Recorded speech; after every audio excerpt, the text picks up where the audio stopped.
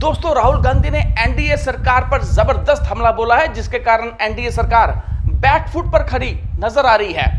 दोस्तों, राहुल गांधी ने financial express को इंटरव्यू देते हुए कहा कि आज लोकसभा में जो सत्ता पक्ष है वो बड़ा कमजोर है, और जब सत्ता पक्ष कमजोर होता है तो गठबंधन की बात होती है, गठबंधन के धर्म निभाने की बात होती है, और जो व्यक्ति इस बात को ना समझ सके वो गठबंधन का धर्म क्या निभाएगा, और थोड़ी सी भी चूक हो जाती है तो सरकार गिर जाती है। साथ ही में उन्होंने बोला आज लोकसभा में सत्ता पक्ष और विपक्ष में कोई ज्यादा बड़ा अंतर नहीं है, एक हिला तो दूसरा फौरन सरकार में आ जाएगा। उन्होंने बोला जब गठबंधन में सरकार हो तो जो सहयोगी पार्टनर्स होते हैं उनको एक दूसरे को समझने की जरूरत होती है, चाहे सहयोगी बड़ा हो या छोटा हो, उसको 24 घंटे ये बताया जाता है कि वो गठबंधन का सहयोगी है और एक वो बड़ा महत्वपूर्ण उसका योगदान रहेगा गठबंधन में। लेकिन हमने देखा जैसे सरकार बनी और जैसे मंत्री पद बांटे गए, मेजर मंत्री पद,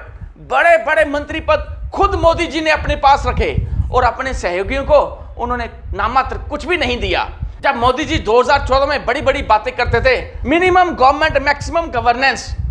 तो वो इतने लालच में है मंत्री पद को लेकर। आज उनकी छवि 2024 इलेक्शंस के बाद धूमिल हो चुकी है। लोगों ने उनकी जो कार्यशैली है, जो एक नफरत फैलाने की जो कार्यशैली है बीजेपी की, उसको नकार दिया है,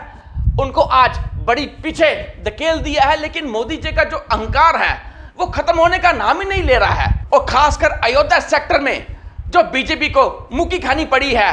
उन्होंने स्पष्ट कर दिया है कि राम के नाम पर आप राजनीति नहीं कर सकते, राम के नाम पर आप लोगों को नहीं लड़ा सकते, राम के नाम पर आप सत्ता की रोटियां नहीं सेक सकते। आज लोगों को विकास चाहिए, रोजगार चाहिए, प्यार मोहब्बत भरी जिंदगी चाहिए, और सिरे से उन्होंने बीजेपी की ये नफरत वाली राजनीति सिरे से नकार दी है। और मोदी जी अपने सहयोगियों को सहयोगी नहीं समझ रहे, वो आज भी यही समझ रहे हैं कि उनको बहुमत, पूर्ण बहुमत मिला है, और सहयोगियों को वो समझ ही नहीं रहे। दोस्तों, कल राजनाथ सिंह के यहाँ स्पीकर पद को लेकर मीटिंग हुई है, और जब डिप्टी स्पीकर पद को लेकर बात हुई तो वो बात गोलमोल कर दी गई, उस पर कोई ज्यादा बात सामने आई नहीं और ना ही कोई डिसीजन उनसे लिया गया। दोस्तों, जो 2024 लोकसभा के जो चुनाव हुए हैं, ये भारतीय राजनीति में एक नींव का पत्थर साबित होने जा रहे हैं, क्योंकि इस लोकसभा चुनाव में लोगों ने बीजेपी की नफरत भरी जो राजनीति है वो सिरे से नकार दी है।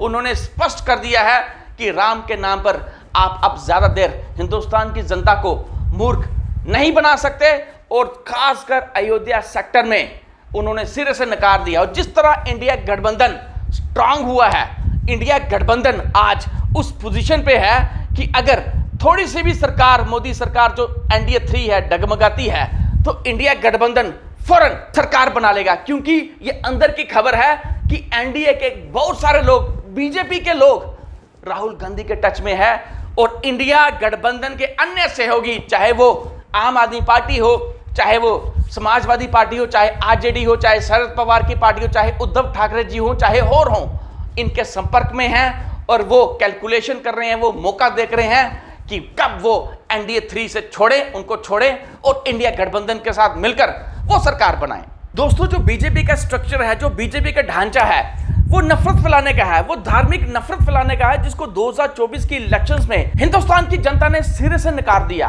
और जो राहुल गांधी कह रहे हैं कि काफी ज्यादा बीजेपी के जो एनडीए के लोग हैं वो उनके संपर्क में हैं, उनके कहने का मतलब है इंडिया के गठबंधन के सहयोगियों के साथ वो संपर्क में है, चाहे वो अरविंद केजरीवाल साहब की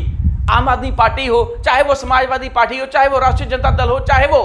शरद पवार की पार्टी हो, चाहे उद्धव ठाकरे की पार्टी हो, इन सब के वो संपर्क में है। और किसी भी समय जिस तरह अंदरूनी खिंचातानी एनडीए में चल रही है, और बीजेपी के सहयोगी जो मोदी और शाह के कामकाज से जो बड़े ज्यादा नेगेटिवली प्रभावित है, वो किसी समय भी एनडीए से खिसक कर वो इंडिया गठबंधन के साथ जुड़कर सरकार बना सकते हैं। और दोस्तों, जो इंडिया गठबंधन है वहां टॉप के स्टालवर्ट्स हैं, वहां सबसे ज्यादा एक्सपीरियंस है किस तरह राजनीतिक, भारतीय राजनीति चलाने का। एनडीए में वो चीज नहीं है जो इंडिया गठबंधन में है। वहां आप देखिए टॉप के लोग हैं, स्टालवर्ट्स हैं, जिनको बड़ा ज्यादा एक्सपीरियंस है, सबको साथ लेकर किस तरह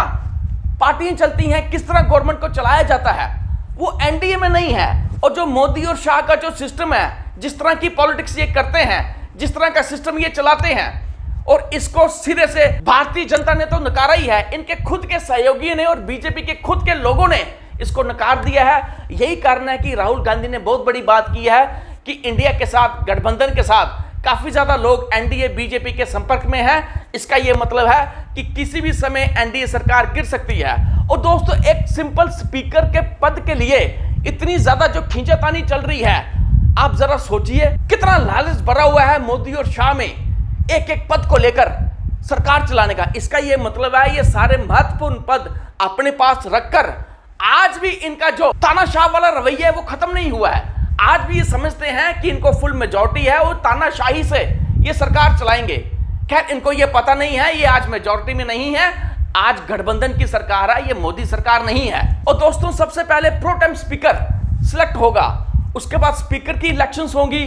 स्पीकर की इलेक्शन के बाद राष्ट्रपति का अधिवेशन होगा, वोट ऑफ थैंक्स होगा। यहीं से पता लग जाएगा कि मोदी सरकार के पास, एनडीए 3 के पास कितने नंबर हैं। क्योंकि यहां फेल होना, वोट ऑफ थैंक्स का फेल होना मतलब मोदी सरकार का अल्पमत में आना, तो सरकार गिर सकती है। अभी तो टेस्ट, बड़े ज्यादा टेस्ट बकाया हैं। अगर बिल या कोई बजट में इनको पर्याप्त मात्रा नहीं मिली तो मोदी जी नंबर कहां से लाएंगे, ये सरकार कैसे चलाएंगे। जिस तरह की खींचातानी आज बीजेपी एनडीए में चल रही है और जो राहुल गांधी का जो बयान है, अगर इसको जोड़ दिया जाए, इसका यह मतलब है ये सरकार स्मूथली नहीं चलेगी, ये सरकार किसी भी वक्त गिर सकती है। आज के लिए इतना ही, आपका बहुत बहुत शुक्रिया।